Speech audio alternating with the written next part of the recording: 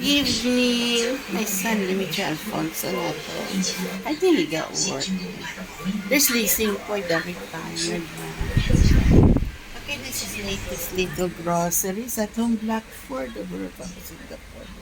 We have some fruits, banana, rolls, two kinds of rolls, okay, and our favorite noodles, bihun, flour, the vegetable down there, okay, and have some,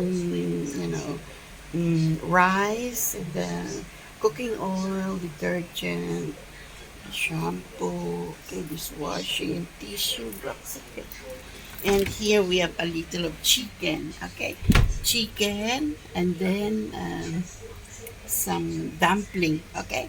Enjoy, folks, at Black for the World Cup of Singapore, and have some honey here. This one is old one. Okay. Enjoy, folks, at Black for the World Cup of Singapore.